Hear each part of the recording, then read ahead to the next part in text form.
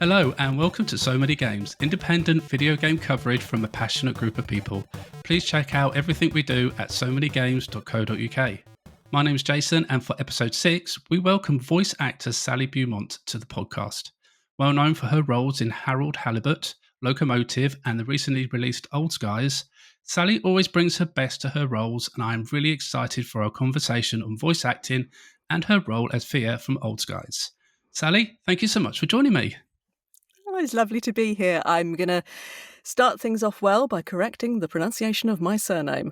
Thank you very much. Everyone gets it wrong and it's fine. It's Beaumont. Made it sound as boring as possible. Beaumont. So this is yes. One of my pre-podcast checks that I always forget to do is to double check pronunciations of names. So I really do appreciate you correcting my rookie podcasting. Thank you. But yeah, no, thanks very much for joining me, Sally. I'm really excited that you agreed to come on and talk to me, not just about voice acting, but about Old Skies as well. As I was saying just before we hit record, you know, Old Skies has just been one of those games that kind of just stuck with me in the back of my brain. It's never kind of left for many reasons. And I'm really excited to get to talk to you a little bit about that. It's such a big compliment when a game kind of lives with you after you've finished and you keep turning it over in your mind and kind of thinking about, but what if, but maybe, I love when a game does that to me. So it's lovely to hear Old Skies is doing that. Yeah, especially how it tackled time travel in general, really was quite refreshing. But about what happens with Fia as well, with you thinking she's just going to be this generic, I guess, kind of character that's just going to carry the plot through to the end of the game. But she's really not. And there's such a deep, personal narrative to her throughout the whole game that just, I don't know, it kind of probably resonates with quite a lot of people as well, that kind of storyline. And and I think that really is one of the key elements to why Old Skies does that for me in my brain. So it's really cool. That's so nice of you. I thought really hard about the kind of protagonist that I wanted Fia to be. And because I love adventure games, I play adventure games. I've been involved in adventure games for years and years. And there's lots of different ways you can do protagonists' voices. But I think what I really wanted for her was not that you don't notice her, but just that she kind of gets under your skin without you noticing. She's not a character that says, like me, empathize with me. Here I am. I'm the protagonist. She's just kind of there. And you sort of get to know her very gradually, particularly through that first mission. And after a while, you kind of connect with her in a really kind of gentle and subtle way. And I think that's kind of why players have really liked that journey, that it's subtle and just really human as well. I wanted it to feel really human. Yeah, well, I think you definitely nailed it on that part because she never felt artificial is probably a good word, or fakey, if that makes sense. It did feel someone that you would know that would be going through the same kind of self-doubts and problems that was going on in her head a lot throughout the game. So I wanted her to feel like somebody like you work with her, maybe, or just this is what I'd be doing if I was a time traveler, just kind of yeah, exactly. That sort of it's me, but a weird situation to connect like that.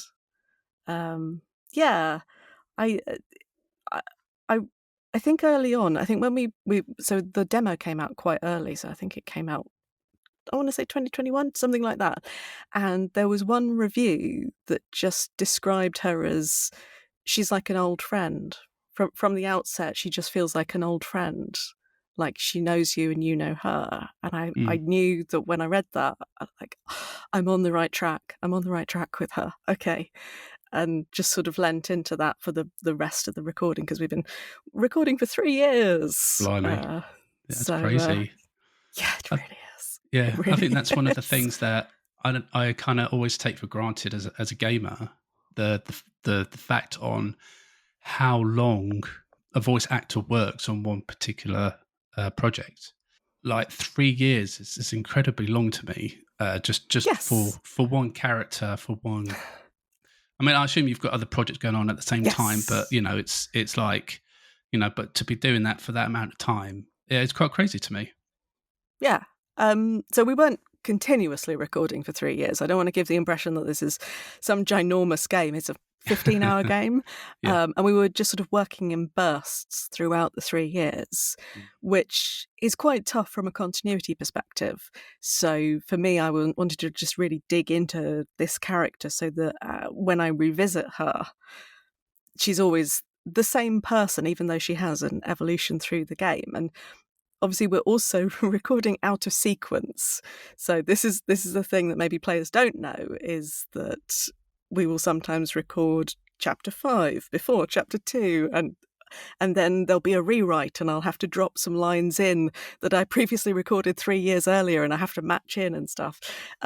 It feels that feels kind of mechanical, but it's once you've really dug into the character, you can kind of revisit it, and yeah, I'm really proud of being able to just keep coming back, and I think you can't really tell which bits are from 2022 and which are from earlier this year, and that's a big achievement for me. I mean, like, and there was one thing I'm really curious about for voice actors is that obviously you do this and you like work out a sequence and this, that, and the other, and I guess a lot of the time you don't really know what's happening, and in some ways, because it's all disjointed, and you're like, well, how do you know what's actually happening here? Where's this going in the game and everything? Do you normally personally like play the games that you voice for, and then like, oh, and it all kind of makes sense, clicks in your head as you're going through? So it's really rare to get to play the game before you record. And that's one of the things that makes Old Skies so special for me, is that so to give you an overview of what a normal voice acting job is like, I'll get an email that says, "We loved your audition," or "We saw you in something else. We would like you for this role. Here is the script." And sometimes it will be just my lines. "Yes, you're right. Well, it's nice to meet you too." And like completely out of context, and I will have no idea where I am, why I'm saying anything, and I have to go back and ask a bunch of questions, and they say, "Well, yeah, okay, it's sort of like this, and we have this sort of placeholder art, and this is maybe what she looks like, and we need it on Friday." And it's all very like frenetic. But with Old Skies, not that I don't love working like that, I do. I kind of love the pressure of working like that. But on Old Skies, because it was basically being built as we were recording, because Dave likes to record chunks once he's got, say, a mission finished. Right. So I got to play a build of the mission. Right. Okay. Without any voice acting in it. Yeah. So, and you've played it. It's really a good game for just playing of an evening, because each mission is about 2 hours.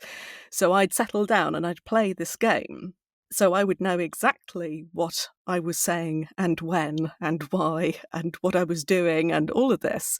Okay. And then we'd go into the booth and record it all, and that was a really special part for me, because normally you rely very heavily on the director to say, "Okay, so when I'm shouting at you, how far away are you? And is it more of like an urgent shout, or is it like a relaxed, like what am I?" And I already know because I've played it. And I also get to kind of experience what the player's going to experience, and I get to chime in my feelings about this. So, for example, I'm going to try not to spoil anything, but in chapter 3 there are 2 characters which reflexively, whenever Dave says their names to me, I go, "I hate those guys."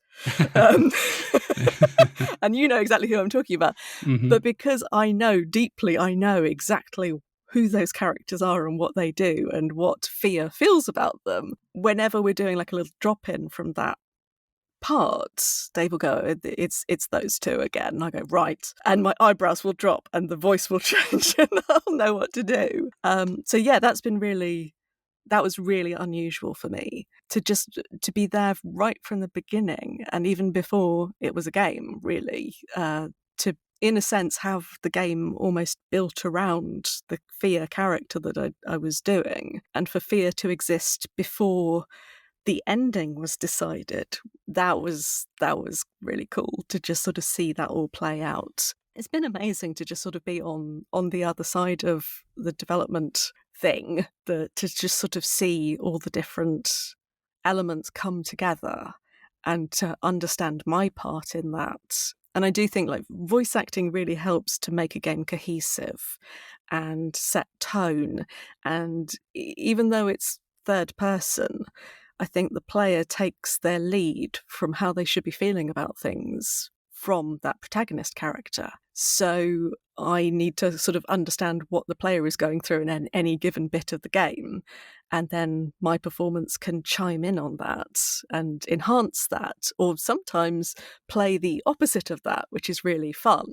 Sometimes the player is having a great time and Fia is not having a good time. And that's extra funny when that happens. Yeah. And just like knowing that that's what I'm doing, you know, I'm not just doing it just because I've been told to do it that way.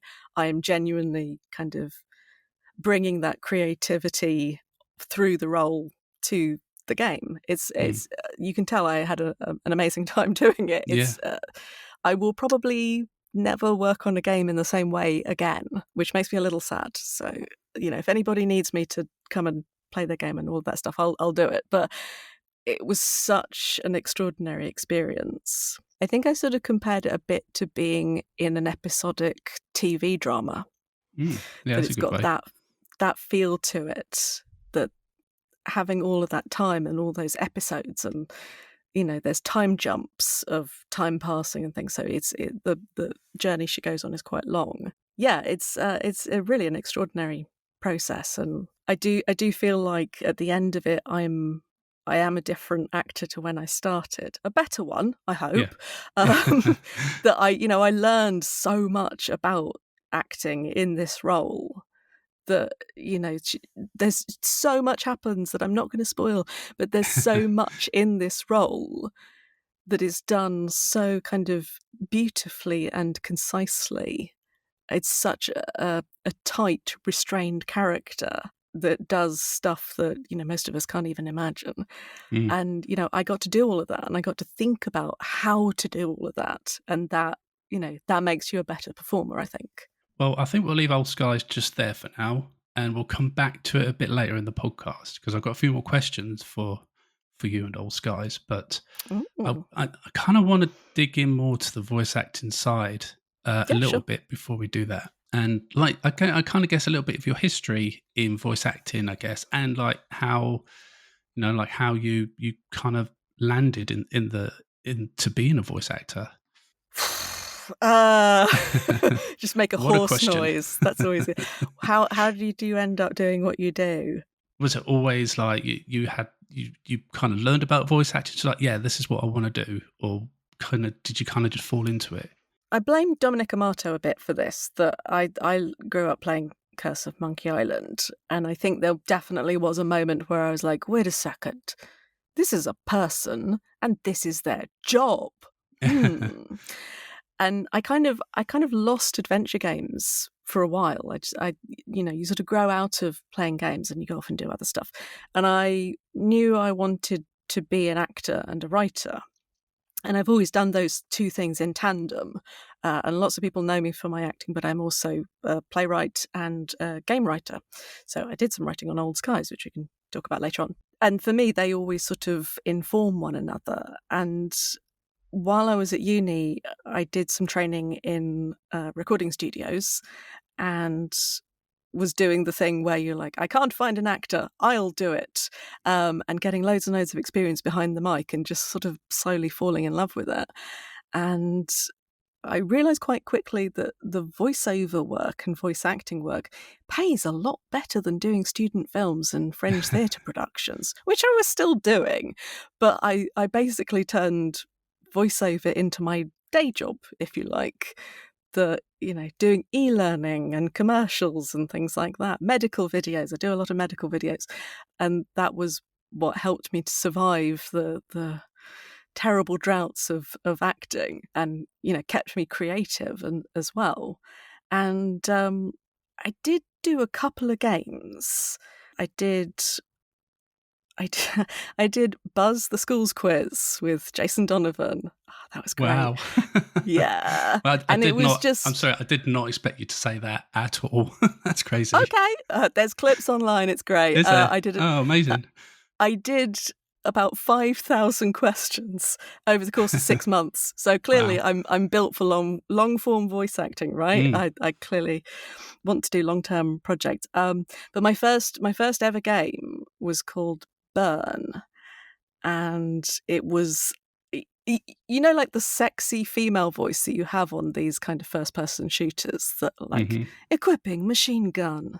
Right. Yeah. Those. I was that, and it was for this tiny little indie company in Poland.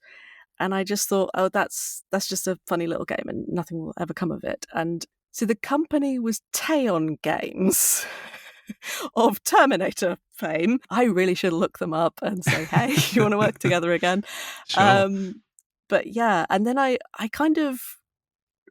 spent a lot of time just doing all the general voiceover stuff and audio dramas and things like that. And I had a chance encounter in a pub, which is how all the best stories start. I met up with someone in my local, and he said, Sally, do you like adventure games? And I got really nostalgic and was talking about Monkey Island and all the various games that I'd played growing up. And he said, because I've got this game called Bertram Fiddle, and it's really great. I think you're really going to love it. And I immediately downloaded it, played the whole thing, and got back to my friend and said, you know the developer of this, right? Can you send him my reel? Because I'm a bit pushy like that. You do have to be, I guess. Yeah. And at the time I was doing a lot of animation stuff, doing very like squeaky little girl voices and things like that. And I never thought anything would come of it. But apparently my ability to be utterly ridiculous in an unself-conscious way won him over, and he cast me as a variety of mad Victorian ladies in Bertram Fiddle 2. For me, it was a complete gateway game. It's a fantastic game. It's utterly bonkers, and I mean that as a compliment. It's absolutely bonkers. It's chock full of puns and silliness. And when we were recording, Seb, the developer, was saying, are you coming to Adventure X this year? And I said, well, what?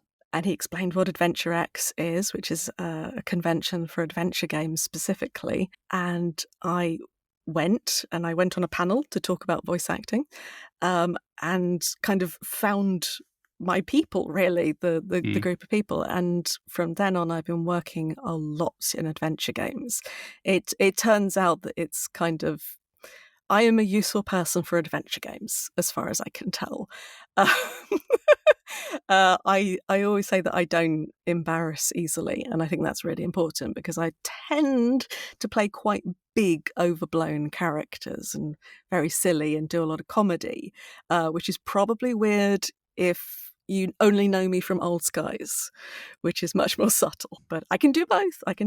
But yeah, so from then on, it's not that it was easy, but because the adventure game community is so small and everybody knows one another, so you get recommended around and people play your games and go, oh, I loved you in this, you could do this. And it just sort of snowballs from there. So yeah, it's, I kind of wish I'd found it earlier, but also I probably wouldn't have the skill set that I needed. Everything happens at the right time, she says, referencing Old Skies. Brilliant. And I do think it's probably the best job in the world, doing adventure game voices. I mean, it's pretty cool.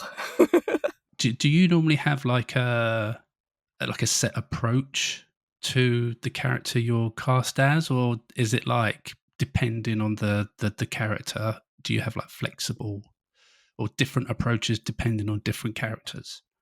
Yeah, I think that's probably a fair way to put it. That there are certain characters where they want you to do something really broad or big, and that's not the time for method acting. And they I think for Lord Winklebottom Investigates, I'm a few ridiculous ladies in that, but the reference that I got sent was the video of that sheep that is screaming. And the developer Charlotte said, "Can you do a scream like that of this length? But I also want the voice to go with it." Yes, I can. And so sometimes it will be that. Yeah.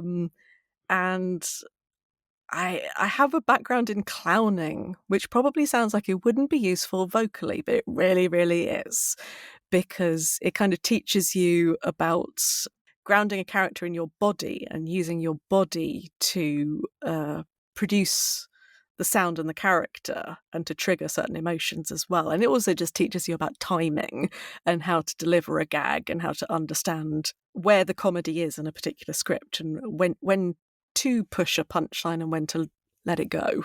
That can be a really important skill. But yeah, so sometimes it will be that they will have some idea of what the vocal quality is, and I can sort of work backwards and say, well, what sort of a person would sound like this, and then do it that way. And then other times I will be told about what their function is in the script. This character is supposed to be really annoying so that you steal her handbag when she's not looking or something like that, and you build from there. I'm making it sound a bit shallow, but sometimes, particularly for a small NPC, it can be quite shallow, and it can be just something thrown away, or it can just be somebody I heard on the bus. That's a good one. Sometimes I will hear someone on the bus and go, "Oh, I like that intonation," and I can build a character from that. Again, it's sort of backforming it. But then sometimes it will be a very emotional role and they won't have a sense of what she sounds like, but they'll have a sense of what they feel like. And the emotions, and at that point you sort of go back to kind of acting first principles and become a sort of detective looking at the script. What do we know about this person? What do people say about them? What do they say about themselves? All that good stuff. And you start to work out who this person might be. And sometimes that produces a slightly different sounding voice, and sometimes it doesn't. So sometimes they all sound like me, and then sometimes they sound extremely different from me. So I take each role as I find it. So rather than just one size fits all, I try to just pay attention to the type of job that I'm doing. And it can depend on the type of director as well. I work with a lot of first-time directors, and in that context, you do have to be a very self-sufficient performer. You have to almost direct the director to tell you what you need because they don't yet know. And so in that situation, you need to bring lots of ideas. So sometimes I'll have 3 different character sounds worked up and say, pick one, or can I smash 2 of these together, or neither of them, or can you play me a reference you've got, and things like that. And then sometimes you get really experienced directors who can also be really hands-off because they trust actors. It's in the middle do get a little bit over-involved, and I always sort of say, tell me what to do, but not how to get there. And that's quite a useful idea for directing. But yeah, the more experienced directors, again, will trust you, but will have had more deep thoughts about what they're trying to achieve with the character, with the game, with the story, and will then kind of nudge your performance in the right direction, and then take the hands away and let you do your thing. But yeah, each role I kind of just sort of, I don't think I even decide. I think they decide for me. It's a weird old thing that you sort of go, oh, I know exactly what this lady sounds like, and then other times you're like, I'm going to have to spend some time with you before I work out exactly what we're going to do together. I noticed you said in there about like body, like your body work and such, like, and putting your body into certain positions to create certain voices. And yes, I did a recent written interview with Alex Jordan, who voices people from the Alters. He did all the young Yes, Dolskis. that's an extraordinary achievement. Yeah, I know, right? I couldn't believe it when I found out that he did all 11 voices. It was crazy, that's and so I cool. played that game, and so I know all the voices, and they're also sort of completely different. But anyway, don't let me get onto the others. And like something I found fascinating from one of his responses was the body thing, Yeah.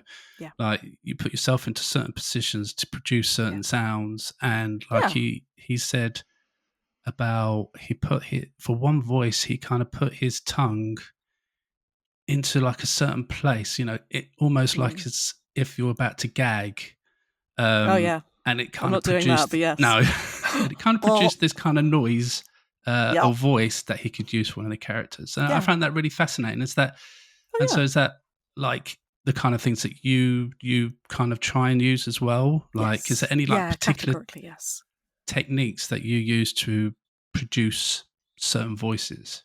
Oh yeah, absolutely. So there's kind of a bunch of layers to this that I think a lot of people think about voice work as, directly coming from your brain and out of your mouth, and it's somehow not having anything to do with your body in the way that other acting does. And the thing is that voice acting is acting, and you're still doing all of the same movements, sometimes a lot of movement. It's just that your voice is being captured, but all of the physical movements that you do affect your voice. You can hear when someone's smiling, right? And you can hear when someone's lying on the ground, and you can hear when someone's got their hands on their hips, and all of this stuff. You can hear facial expressions, and there's all sorts of evolutionary stuff about why that works. But it's really important to think about yourself as an actor as a whole thing, rather than just a little voice box and it's just going into the microphone and it's all very like shut down. But there's various like vocal things that you can do that just generally for like good vocal health. That there's all sorts of things that, particularly when beginners start up, they can do things where they like make a monster voice, but they do it in a way that completely destroys their larynx. And part of it is that you learn what correct technique is, and then you learn how to break the rules safely. But there's an additional element. The thing I was talking about with clowning is that you can start to ground emotions in particular gestures. This sounds a bit woo-woo, but it's not. That actually, I think it's online. There's a video of me, like a time-lapse video of me doing a session for Old Skies of Pickups, which means that we're jumping about to different parts of the game and I'm experiencing different emotions and I'm at different stages of the journey. And what I'm doing is using physical gesture to kind of shortcut my way into that period. So, there's a bit where I'm very angry, and on the video you can see that I've put my hands on my hips. And there is a bit where I'm on the telephone and I hold my finger and thumb up to my ear, which is how I'm an elder millennial, is that I do this gesture for the phone rather than that. But there's all these ways of like grounding the emotion in your body that can kind of help you jump to where you need to be. And that's part of clowning practice. But it is also just that thing of, if you sit up nicely in your chair, you do feel a bit better and you do feel a little bit more authoritative, right? I did a character recently, this is so out of my normal range, of somebody who was very like athletic and arrogant, and I did the whole recording with my hands over my head like this, like I was posing for bodybuilding. And you can hear that it's changed the quality of my voice, but it's also changed the way that I feel about myself. In here I'm slowing up, I sound a lot more smug. Let's stop doing that because I don't like that. But you can sometimes do that to access stuff. And yeah, it's really fun to play around with that. That makes it sound kind of tricksy, but it's not. It's using all of the tools you've got. And instead of just like sitting on a chair and using my brain and thinking really, really hard about something, sometimes it's just really nice to let go, let my body do something, and the voice comes out as it comes out.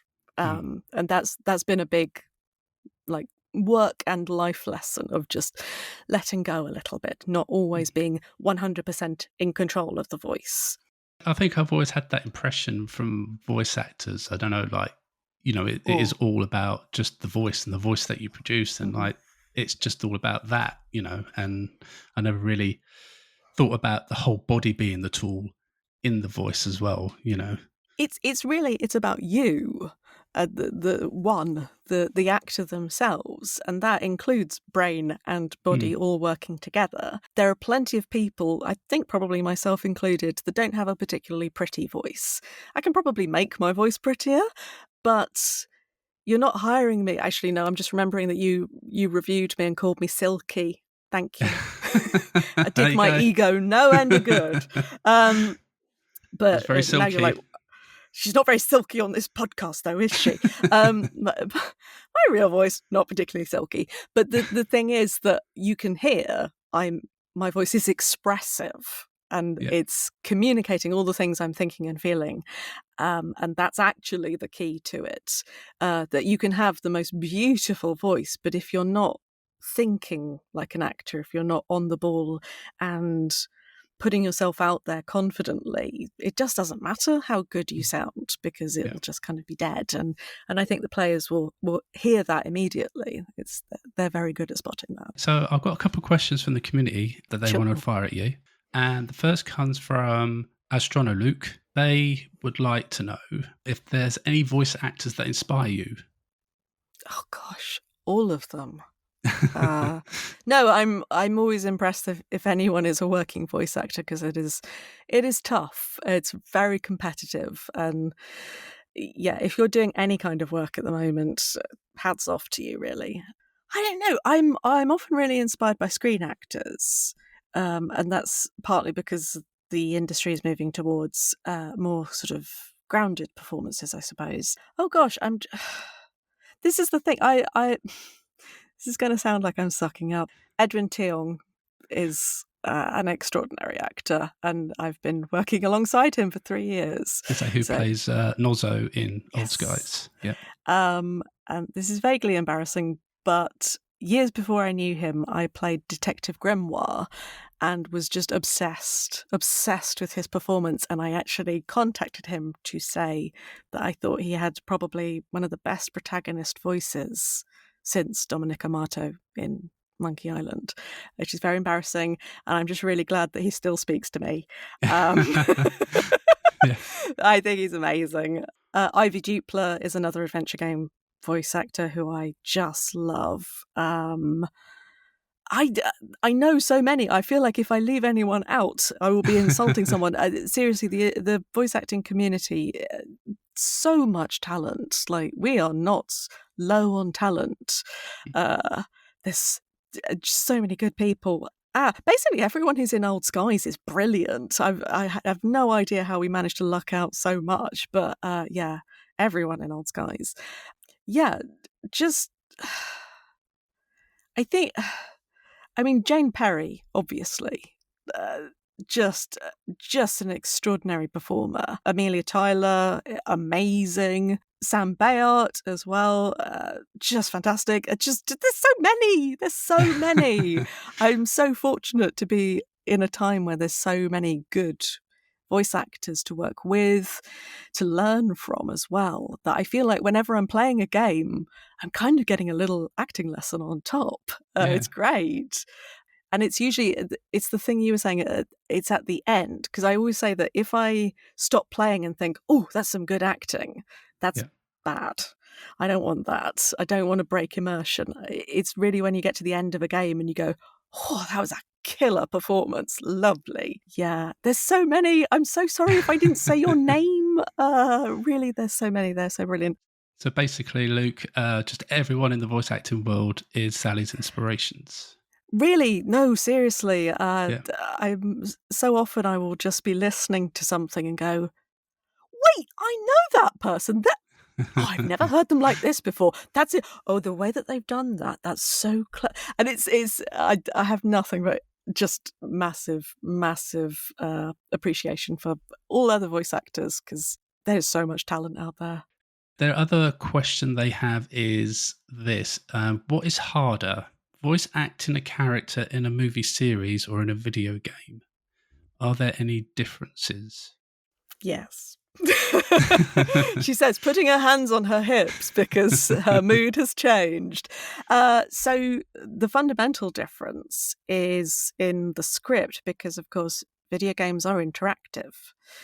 So in a movie script, things will be linear and you can understand a through line through a scene, for example. And obviously movies, TV are still recorded out of sequence as well, which is a brain melt. But when you're working on a game, you'll have, hello, Fred. And then it's like, okay, if I know Fred already, I'll say, so how's your wife? But if I don't know Fred, I will say, do you have a wife? And if I am feeling, you've got all these different options in it, that can really kind of halt the flow. And that's quite a big difference, that you have to almost be thinking several parallel realities of different things that are happening. If this, then that. And I don't think anyone's really settled on a really good way of displaying that in the script. So every script I get that's interactive is displayed ever so slightly differently, and I have to sort of decode what's going on. I don't ever think of doing different types of work as kind of easier or harder, because I really like doing what I do. So even when things are, I suppose, hard, I'm kind of going, oh, that's a challenge. This is how I learn and grow. This is that sounds a bit twee, but like, I'm not digging a ditch. Like, it can be hard in that it challenges me and it pushes me and it makes me be more vulnerable than perhaps I was ready to do. But it doesn't make me go, I hate this. So, when I get a film script, the linearity does help, but then there's other stuff going on that I'm not aware of. And then if I get video game script and it's interactive, I've been doing it long enough that I kind of can get my head around it, and that's very helpful for developers, that they don't have to explain how games work to me. Yeah, definitely. And particularly with adventure games, they don't need to explain to me why I am saying that doesn't work so many times. Yeah, I know that one quite well. Yes. And Louis would like to know how you tapped into the innocence and lightheartedness of Wii U from Harold Halibut as a character. I've absolutely lit up because someone's mentioned Wii U. I love Wii U. So for anybody who doesn't know, Wii U is a character in Harold Halibut, which is a fabulous narrative game about a man who lives on an abandoned spaceship underwater and is very bored with his life until one day a kind of fish alien gets trapped in the spaceship's filter and they form an unlikely friendship. And I'm the alien. And it sounds amazing. It is amazing. It's so beautiful. It's made to look like a stop motion animation. So, and it's been compared a lot to Wes Anderson and stuff like that. It's a slow burn, which some people don't get on with and some people love. But it is a slow burn, and then the last third of the game is just exquisite. It's gorgeous. So I'll actually answer the question now. So you can kind of hear from my natural speaking voice that I have a kind of silliness, a playfulness to me. And what I think happened was that the writer on Harold Halibut, Danny, saw me giving a talk at Adventure X, and I was giving a talk about how to direct voice actors. And of course, I was being very silly and jokey and doing the thing that I do. And I think he went to the developers and said, I think we've got our Wii U. And I did a little video sort of interview. I didn't do any acting, which made me very nervous, that we did this little interview on Skype. And I was just kind of like, okay, so what is it? So what is it? Okay, so what are we doing? Okay. And it was just, I think they just decided I was Wii U. That I possess the necessary guilelessness. I'm a very sarcastic person in real life, but I think they just sort of spotted that I could bring that sort of slightly light quality to it. And the script itself was very interesting because the way that Wii U is written sounds like a magic pixie dream girl, like very kind of cutesy and silly and adorable. The script is adorable, and I went to the recording with this voice that was adorable, all ready to go, and they went, no, we don't want that. Don't play it cute. Play it completely straight, completely deadpan. And because I like thinking on my feet and doing things spontaneously, I went, okay. And off we went. And essentially we were in the booth for a couple of days. And it was that I sort of switched my brain off almost. Certainly the critical part of my brain that everybody has where they're like, don't do it like that. Shh, no, that's bad. Stop it. I just tried to kind of switch that off because Wii U doesn't have that. Wii U is completely kind of unaware of anything embarrassing or cringe, which is very freeing. And the added complication on top is that my voice is not really Wii U's voice. Wii U's voice is like, Wii U, and my voice was basically a translation device that had been invented so that we could all communicate. So essentially, I'm Siri. And I was sort of thinking, do you want me to do like a robotic voice? Is it that? No, just do your voice. Just don't be cute. And so through the whole recording process, they were like, you're getting a little cute. Less cute. Okay, yep, less cute. It was really cool. Like there was like a threshold of cute that I could get to, and then I had to come back again. And that was really fun to play around with that, because once I'd realised that it was this adorable script, Wii U refers to Harold as Howl. And like every acting instinct I have is to make that cute. Howl! Yeah. But of course, that's too much. That would be unbearable. What's kind of lovable about Wii U is they don't have any real sense of what they are or where they are. They're just, oh, okay, all right, all right. And so they're almost like a very small child in that sense. And there's these really lovely, they're called the bench conversations towards the end, where basically I want to call him Harold, and Wii U have these really deep and meaningful conversations about life and what they want out of life and what they think life means. It's really kind of heavy stuff, and it's really emotional. And I'm like, oh yeah, no, I totally see why this could not be cute. It would just be awful, and you wouldn't want to spend the whole game with this alien. So yeah, I don't necessarily know that I was deliberately trying to be innocent. I think it's almost that I wasn't bringing my natural sarcasm to it. That it's sometimes about, as an actor, choosing the bits of you that work and leaving aside the bits of you that don't work.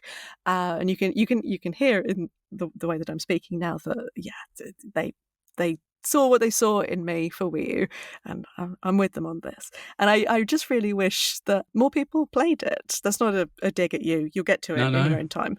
But I wish it had got a bit more attention. I used that for a BAFTA this year. But yeah, it's such a beautiful game, and they spent 14 years working on it, which is extraordinary. Crazy. Yeah. And I do remember the sort of terror where I was like, so you've had this idea for this character in your head for 14 years. Am I doing it right? Is this what you thought they would sound like? And one of the directors was like, we never settled on a sound. We didn't know what they would sound like. We just knew the feeling. So that's kind of where we went. We always made sure that the feeling was right. I get emotional thinking about that one, because I knew what was going to happen in the game, but playing it was quite another story. And I very quickly forgot it was me, which I think is probably a good sign. I forgot it was me, and I was just having a lovely time with the game. And the game has a fantastic ending that I won't ruin for you. But it goes to some extraordinary places. And I got to sort of experience it and kind of go, oh, in the script, there's like 2 words describing this, but oh wow, those are some good noises. Buzz. I might clip those, Sally. No. I don't know. There's enough streamers who've clipped "blast it." Okay, yeah. But yeah, and it's really interesting to go from playing Wii, who's very kind of soft and gentle and guileless, and then to go off and play Fia, who's kind of not the opposite, but utilizes some of the darker parts of my personality. But yeah, it's just I'm just delighted somebody played Harold Halibut and liked Wii. Okay, we're going to take a quick break, and then when we come back, I've got some questions lined up about Old Skies.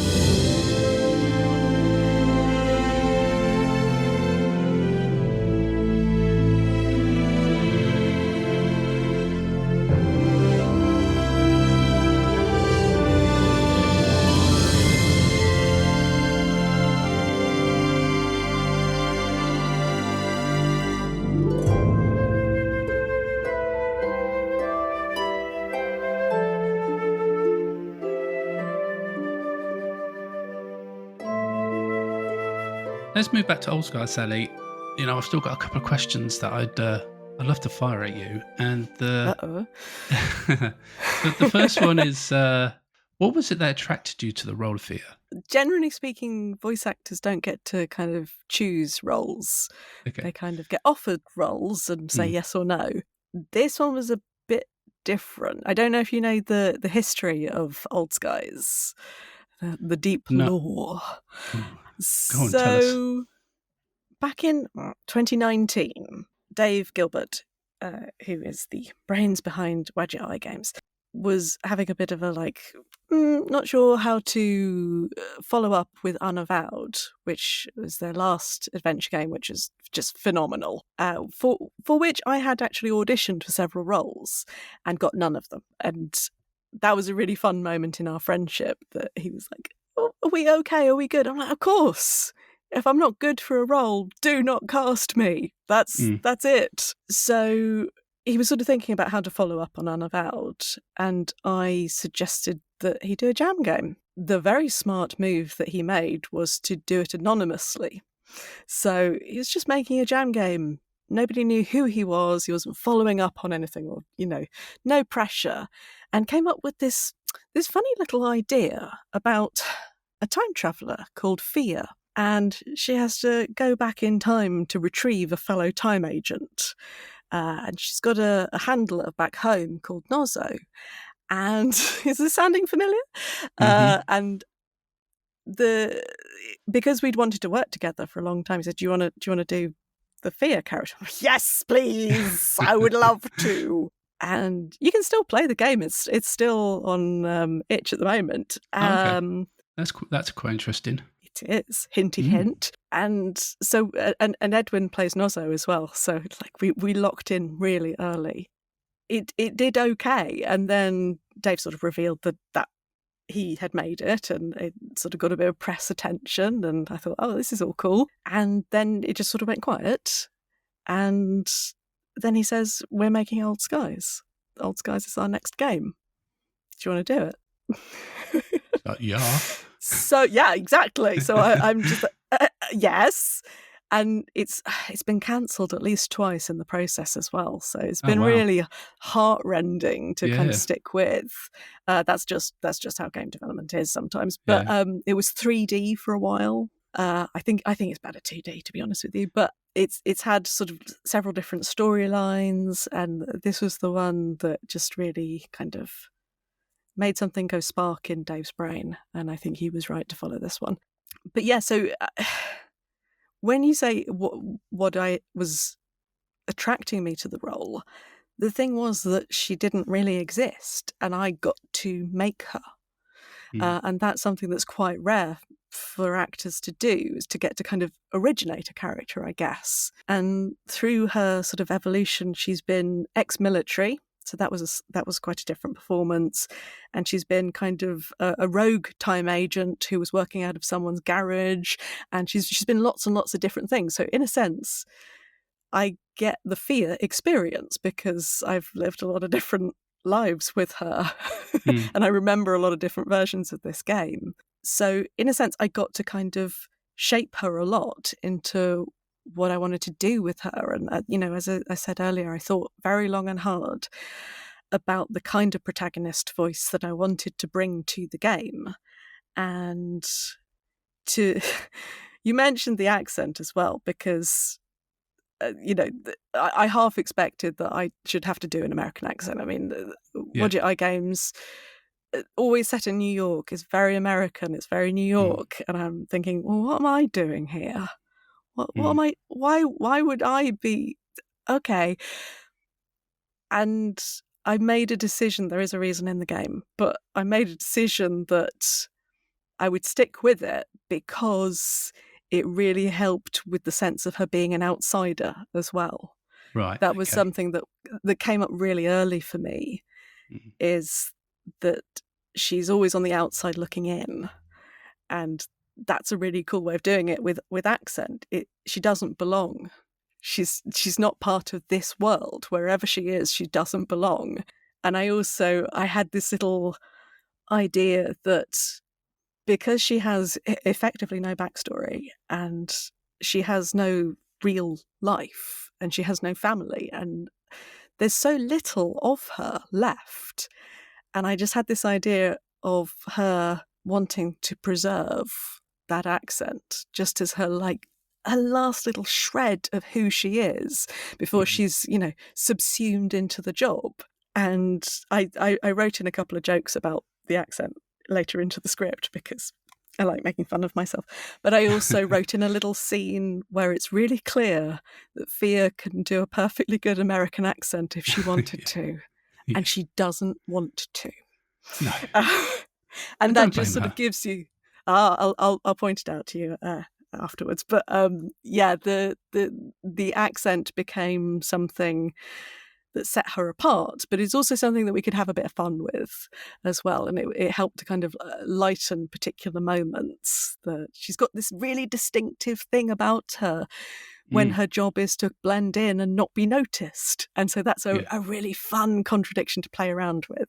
So the big thing that really attracted me to the role is the size, the scale, the challenge, all of the things that she goes through, everything that happens.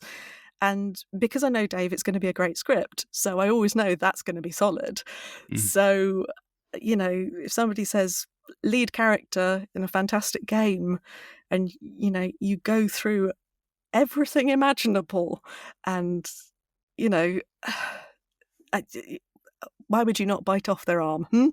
Exactly. I was going to say, like, for me, like when I fired up Old Skies for the first time and I heard Fia for the first time and I was like, oh, cool, she's British. Because I was just expecting an American accent again, so when I heard the accent, I was like, oh, yeah, cool. I can probably relate to her a little bit more because she's British, Good. I do really enjoy watching British streamers play the game because I have made sure there's lots of very particular British phrases in there. If there's a particular way that we would put something, and I think it would make Dave laugh, I will say, hey, do you know, we could do it this way. And he's always really good about amending scripts and kind of letting me say jumper when the script says sweater. And just like little tiny bit. There was a bit where we're talking about maths and the script definitely says math. And I just refused to say math. Good. And I was just like, very early on, I'm like, no, that's... For most British people, that's a real line in the sand. And I just decided she was that belligerent that she was going to do that. But yeah, the British streamers are sort of going, oh, I was about to say exactly that. Yeah. Or just having a little chuckle because the way that I'm saying something makes absolute sense to us. And the poor American characters are just going, what is she saying? What does that What does that mean? That's great fun. And I think it's probably one of those things where an American can hear what I'm doing. And I do occasionally joke that Fia is basically 5 voices in a trench coat, because I'm switching between slightly different voices and accents. Most Americans won't be able to pick those out, but I know the British players are going, oh, when she's drunk, her accent gets awfully regional. Or, oh, when she's talking to people she doesn't like, she gets a very clipped RP accent, and that changes quite dramatically. All this stuff that, it's like Easter eggs just for my British players. Yeah. I think I appreciated that, definitely, as a British player. But like the way in which you produced Fia's voice, it did help her come across as quite a warm, like likable character as well. And did you you spoke a lot about how you approached her voice, but like, did you try and include anything in her voice to emphasize that part of her at all? Yeah. So I think it's quite complicated, I think particularly for a female protagonist, because likability comes up quite early. And in a way, I don't think it does for male protagonists. I think you can be a real jerk sometimes if you're a male protagonist and people still love you. But for us ladies, we sometimes have to kind of traverse this likability thing. And one of the big things I really like about Fia is that she allows herself to be deeply unlikable. There are some moments in that game where she does stuff that I would never dream of doing because they are awful or they're bad manners or all of this stuff. And she just lets me be a bit unpleasant at times. So she'll tell people to shut up, or she'll, she there will be something happening and she won't look after people and be soft and empathetic and do all the things that maybe I would do. And that was tremendously liberating, and I kind of made peace with the fact that nobody would like her as a consequence. I just thought, she's just kind of selfish and unlikable, and she's just doing her own thing and kind of hostile in a lot of ways. And people like her. Which We is do. yeah, and that's been really weird.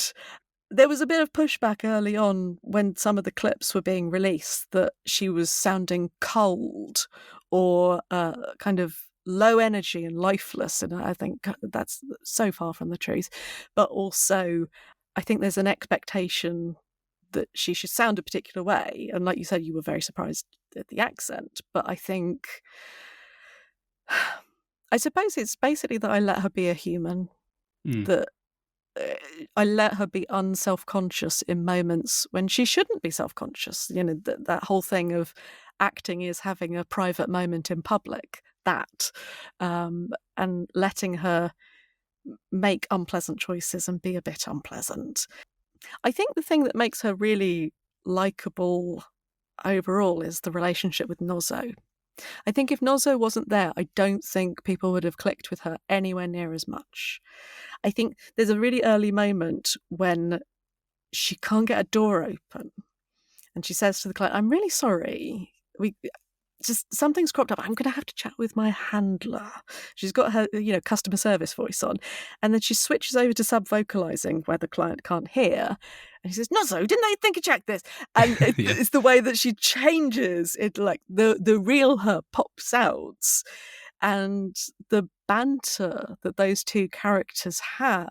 I think that really shows her humanity, the life, the sort of what a warm and loving person she could have been if she was given the chance, if she was kind of nurtured a bit more, even when they're being rude to each other. And as a fellow British person, you will understand that when you're really rude to your friend, that's the highest sign of love.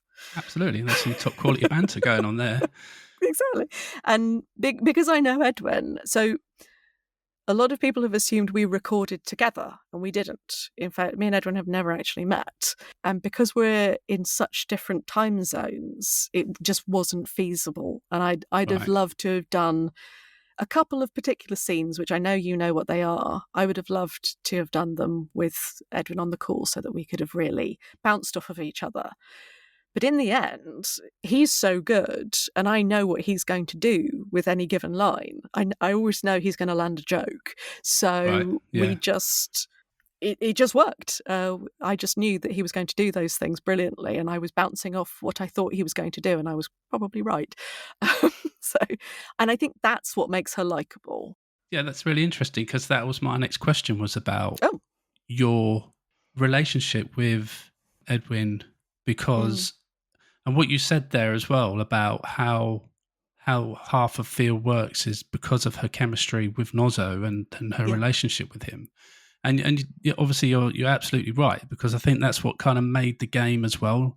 Well, if you push the narrative away from the game, like the next thing that really stood out was Fear's relationship with Nozzo, and like how they bounced off each other, and you could feel the chemistry between them, and obviously a lot of that comes through from the voice acting, and that was my next one, was like, had you ever recorded together to get that chemistry to bounce off each other, because that's how it felt playing the game. But obviously you didn't. But that in a way though, that makes it even more incredible, I guess, in some ways, that you managed to produce that chemistry even though you guys didn't actually record together. So yeah, that makes it even a little bit more skillful. Thank you. The whole game is recorded remotely, so nobody is in the same room at the same time, and every chat in that game, in any character, likely I'll have never met them, and that's part of being able to actually act, and all acting is reacting, right? But it's also to do with so having Dave as the voice director. So he's sort of the linchpin of all of the performances, because he knows exactly what everyone's going to do or planning for them to do. I'm often kind of the wild card, because he kind of likes to see what I'll do. He likes to let me be weird sometimes and just give him weird alternative takes. Yeah. But he also does a killer Nozzo impression. Does he? Oh, that's amazing. I don't think he was intending to, but I think that the way that he's written Nozzo, you can't not say it that way. And okay, this is mildly spoilery, but it's not to do with the story. And actually, loads of players have missed this, so you can go and find it. There is a section in Chapter 4 where you can't get in touch with Nozzo, which is horrible. And I originally wrote it because I was inspired by the Muppet Christmas Carol, where what? Brilliant! Yeah, my favourite Christmas movie. It's brilliant, and the moment where Charles Dickens and Rizzo disappear because it's too scary, and there is a point in Old Skies where Nozzo isn't available to you, and I wanted the players to feel, oh no, this is scary. It was, and there is And you don't realise up until that point how heavily you've been resting on this partnership, and it is a partnership. But there's a point where, and so many players have missed this, and I love it so much, and I wish more had played it. There is a part where if you try to ask Nozzo a question, Fia remembers that she can't get through to him, so she starts doing an impression of him, and she starts to have a conversation with herself and Nozzo, and I'm doing both voices, so I got an opportunity to do an impression of Nozzo, and it was honestly the scariest part of the whole 3 years of recording, because I was worried I sounded like I was making fun of Edwin, and I was not. It was a homage. I love him, and I love that performance, and it's exactly the kind of thing that happens in friendships, that you can do a killer impression of each other and all the rest of it. And there's this lovely little dialogue, which loads of people have missed, where she kind of says a little bit about what Nozzo means to her, and has to kind of contend with the fact that she's not really talking to him, and he starts talking back, and it's lovely. It's like a little nervous breakdown. There's so many cool little bits in this game. that does ring a bell. Actually, I think I might have had that when I did my playthrough, because although I like a good point and click, my brain is not the best at some of the puzzles that are point and click. Same. And I love that Nozzo is the hint mechanism. I just love it. That you can just go, any thoughts, and he'll hint you towards what you need. Exactly. So, like, in some ways, there was a three-way relationship going on in my Mm-hmm. playthrough between Fia and Nozzo and Nozzo and me, because Yeah. I used Nozzo quite a lot when I got stuck, and he was very helpful in a lot of instances. You know, it was a really good He's hint really system. helpful. Yeah, but that point where he goes away, you can't get in touch with him, and I was panicking because like, oh no, what if I don't know what I need to do and I can't figure it out? Yeah, and that's what Fia feels at the same time. Yeah. So you get that dual experience of, oh wait, you realise what it's like to be a time traveller out in the field without any help and that thing. And whenever she's sort of going, hey, Nozzo, and there's a little pause and then he appears, that in that split second, you're like, what if you're on your own this time? And it's Exactly. a lovely mechanism. And I felt the same way because obviously this was pre-release, so there was no guides Oh, or no anything walkthrough. out. No walkthroughs. I couldn't rely on the internet or anything. I just had to rely on my own intuition and brain power, which worried me a lot. So, but I'm gonna one up you a little bit because I was playing the missions as they were being made. They were pre-Nozzo hint scripts. Oh. So I was playing without a walkthrough, but I did get to kind of message Dave and go, I'm really stuck in the pub with the billiard ball. Oh God, I hate that. What am I doing? Everyone hates it. That was the puzzle and a half. I kind of got it, and I kicked myself when I actually figured it out and did it.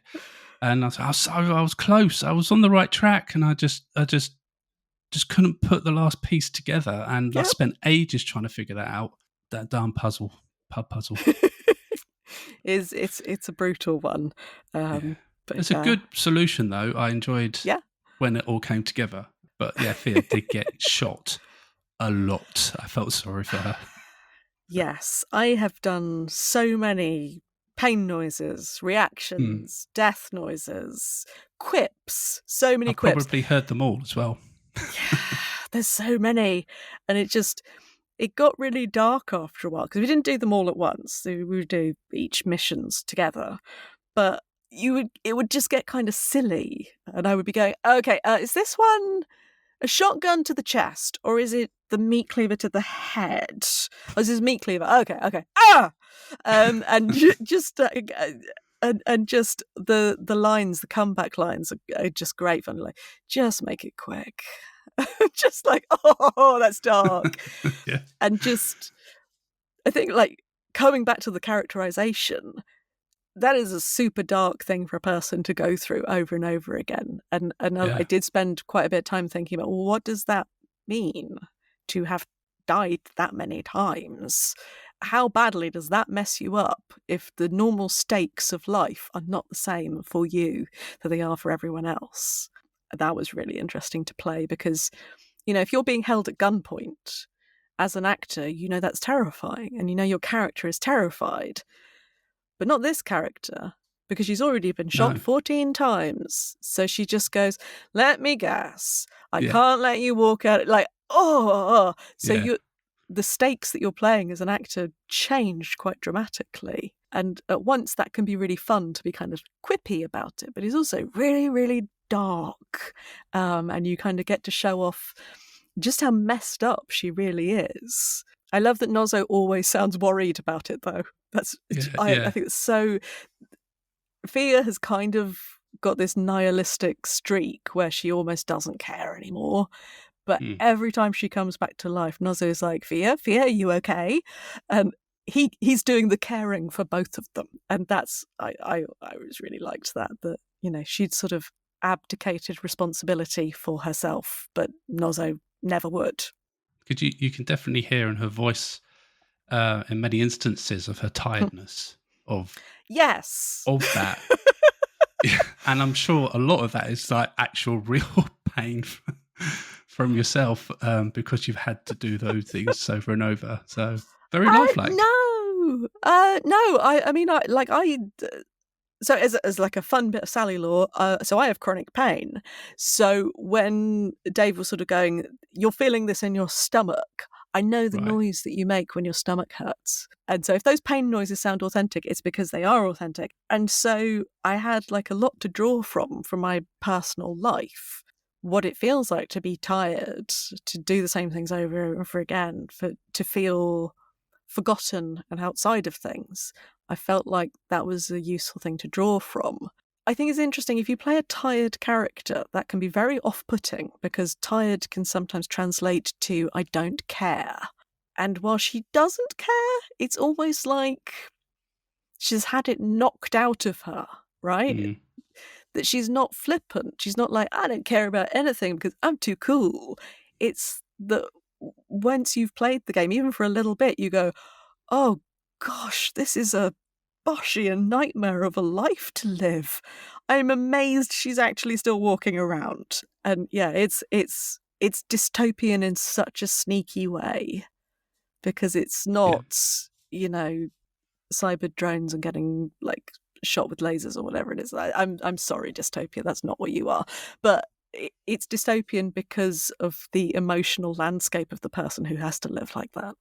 That draws us to the narrative, and like how the game plays with its narrative, and going into Old Skies, and I thought, oh, this is a cool premise. You've got basically time travel agents, and like they just take these people back in time to places they want to go because they're multi-rich and they want to see an old friend or this and that. But yeah, that's a cool premise, and I liked how the game was structured with these different episodes, different periods of time, and really got a kick out the first episode being in the 90s and stuff like that, and I thought, yeah, it's a really cool premise. Like we've mentioned, like how the game looks at these time travel space agents and the time rifts and everything that happen around them, because like you get pieces of Thea's life from other time zones or kind of thing, don't you? So like, I think there was one scene, she's in the bar. I can't remember if she was with Nozo or with the other. I've forgotten the other characters. Duffy, that's it. Yeah. And then like this time wave hits her, and then like she gets a phone call from her husband asking where she is, and all this and that, yes. And and then she's like, "Oh, I've got a husband now," and this, that, and the other. And I thought, oh, this is it's a really interesting way to look at time travel.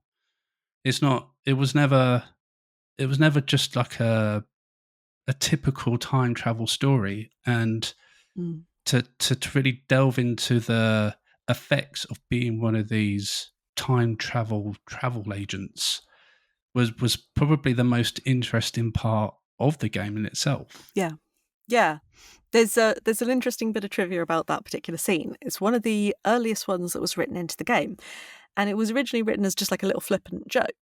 Like, oh, I've got a husband now. It turns out I've left my kid at soccer practice. Had to practice soccer as well. I guess. And in the original scene, she just sits down. She hangs up the phone and just ignores them. And when it came to testing, one of the testers showed the game to his mum, who doesn't play adventure games or any games whatsoever, but really liked this. And she said, that makes Thea really cold. I was liking her up until this point, but she, even if she knows that those people won't exist in a second, that's just crossed a line for me that I don't care about her anymore. And that was such useful feedback. This is the importance of listening to your testers. And Dave went and rewrote that scene and made it interactive. Woo! So you can actually choose whether you abandon your child in the rain or go and collect them. And that made it much more of the player forming who Thea is. Ultimately, the chrono shift happens before either of those things can happen, so it's all moot. But the action of changing that so that it stopped being flippant and throwaway, it became, so who do you want to be? I think that was a real key to it, that you could choose at that point whether to be kind, whether or not it mattered or not. And that's a really important, part of being a human being, is you don't know what's going to matter. The choice to be kind is part of who you are. but yeah, that moment in particular, I really love that, because what started off as a kind of almost like a gag about time travel became just a really integral part of you understand this is actual hell on earth to live like this. I thought it was quite cool. Well, Yeah. you're this time travel agent person, and you can go back to any point in time, and you, as long as they're not a high level person, you can practically do anything you want, and it won't affect the timeline. And it sounds great, but the delving into the effects of Mhm. doing that on a regular basis, and what it did to not only like with Fear, but also with Duffy, because Mm. there's a whole like thing with Duffy as well that was not expected. It's an incredible performance as well. It's Abe Goldfarb, who Yeah. is he's a veteran of Wadget Eye games. He played Joey in all the Blackwell games. So if he sounds familiar, that's what it is. He's a phenomenal actor. And Duffy's role is actually fairly small in the game, but Mm. he just brings this incredible energy to it, and it's just a beautiful performance. When I heard it, I was just moved. I was so moved to hear him. Yeah, he's so great. I'm just desperately trying not to spoil it, but he's phenomenal in it, and he was so important for that first half of the game as well, kind of establishing who Fear could have been, maybe sometimes. Mm. That's just sort of an interesting little.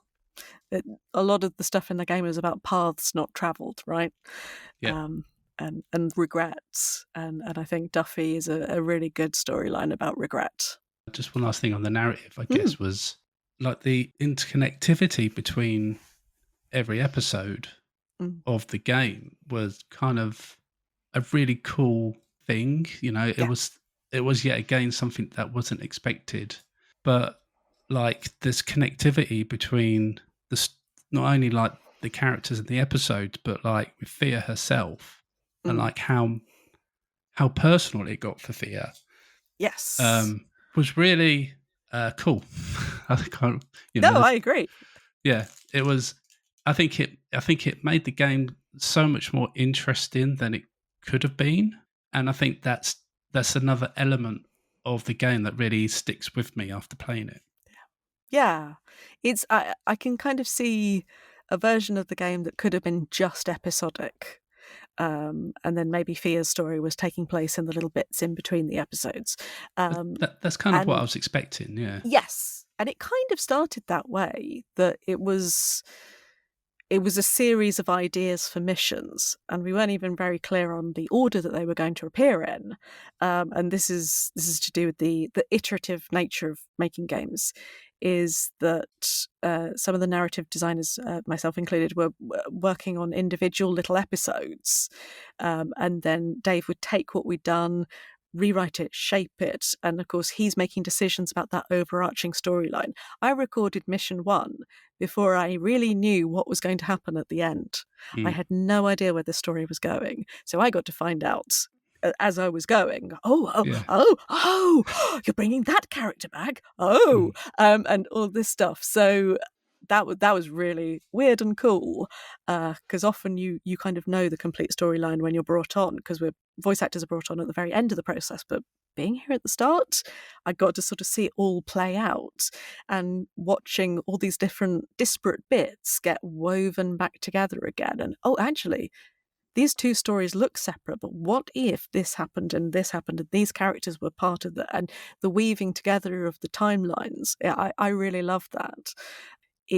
Writing time travel is incredibly hard. I cannot overstate that. Definitely. My brain nearly broke writing the time looping stuff, and not actually that much of my time looping puzzles made it into the final game, because everything is changing and moving. And the iterative churniness of it. So, for example, we recorded chapter 3, and there's one particular character in that I thought was okay, and that was fine. And then 6 months later, we're recording new scenes which completely turn that relationship on its head. And I'm going, what? Okay. But of course, that is how we all experience life. Mm. None of us Yeah. know who someone's going to become to us until it happens. So there was a kind of, I mean, it's kind of bonkers when I'm thinking about it, but also I kind of love that kind of creative remaking, considering, remaking, changing, twisting. All of that I think is really magical, and I think it shows through the game that narrative has been thought about and thought about and thought about and twisted and turned. And admittedly, it doesn't behave like a lot of time travel vehicles do. I think a lot of time travel stuff is basically, how cool is time travel? And it really is. I'm not going to lie, time travel stuff is cool. But this is a very human story. So the humans had to be right. The characters had to be right. Their stories had to be strong in order for you to care. And the time travel becomes the mechanism that you get to care about people, whilst Fia is learning how to care about people, which is like her big journey, is learning to actually appreciate the people around her, which we could all do with. Yeah, could. Need to kick up the butt sometimes. Yes, I do. I have kind of had messages from people who've played Old Skies, and they're like, I'm having so many feelings, and I like hugged my partner and all of this stuff, and it's like, because it is about the impermanence of life and about how important just connecting to the world is, how important connecting to other people is. The thing I was trying to do with Fia was that I wanted to show what it looks like when you pull away from life, when you try to protect yourself from the world and from other people by pulling back. It breaks you. You can't live that way. And it's about learning to open up and take risks and to experience life in its messiness. And it is messy for Fia. It's so messy. And understanding that existing is different from living. There's a thing I noticed partway through when we were recording, is that I was deliberately being quite flippant with a lot of the people that I was meeting, and there was some comments of like, she's asking a lot of questions. Doesn't she worry about being noticed or stuff? And the thing for Fia is that those people that she's meeting are long dead, right? To her, they're not really people anymore because they died 100 years ago, and they don't matter anymore. And the thing that I realized through the recording process was Fia is already dead because she's not really living. She's not connecting with other people. And when she looks at other people who are living their lives and chasing dreams and doing all of that silly stuff that us humans do, and thinking of them as like, I don't need to connect with that because already dead. No, Fia, you're already dead. Because being alive is about connection. Yeah. So I hope that's what you take away from that. Yeah. And that's a lot, but it just lot. shows the beautifulness of the game and just everything about it, really. It's just an amazing experience. And if you are listening and you haven't played this, then just stop now. You can just stop and just go and play it, because you'll be thankful for it afterwards, I promise. I do have to say, it's also a very funny game. I've made it sound very serious and esoteric, but it's a very funny game. And somebody sort of said it was like a workplace comedy almost, because it is really funny in places, because it's silly. And there's all these sort of moments where time travel does something really unexpected and weird. And Fia's reaction is basically like the photocopier got jammed, because in her world, that's what that is. And it's just kind of fun to kind of play with the banality that this extraordinary technology that can do something we never imagined was possible. She's like, oh, I hate Mondays. She doesn't actually say that, but she feels it. Yeah, definitely. But it is a really funny and fun game. And I think it really does a good job of balancing out these really emotionally taut moments with release and humour and warmth. Well, Sally, thank you very much. I'm at the end of my questions for you, but I really appreciate you being here. It's been my pleasure. delightful and eye-opening, I guess, not only from the voice acting side of things, but from old skies as well. I think you've managed to made me appreciate the game even more so than I already had when we started the conversation. So thank you for that. Appreciate it. Oh, that's lovely. The game actually has a commentary mode as well.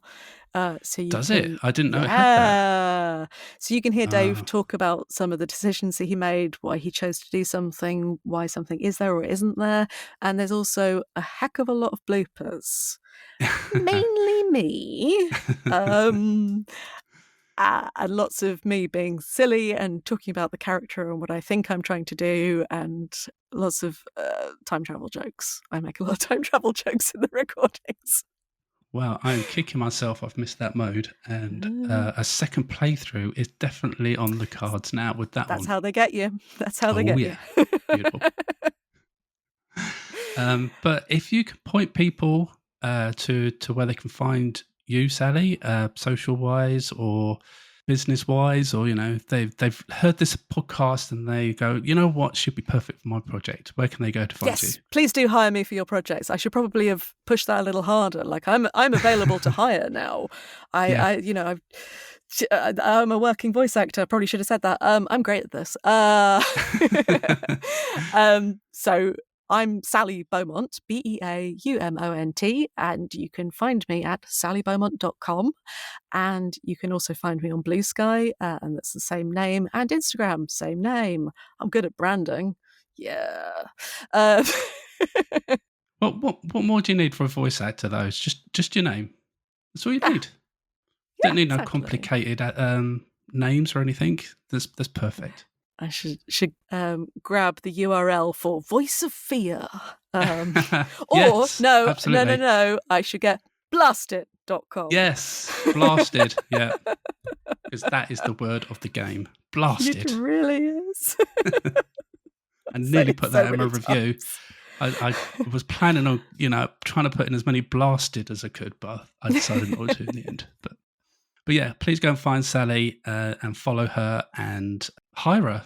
Please go and hire her and get some excellent voice acting in your projects. But thanks to everyone that's been listening. I do really appreciate your time, and I hope you've enjoyed yourself as much as me and Sally have. Don't forget to check out somanygames.co.uk, and if you've enjoyed the podcast, please consider giving us a 5-star rating, or even better, a review on your favourite podcast platform. We would be very grateful if you did. Until next time, please take care and happy gaming. Bye. Bye.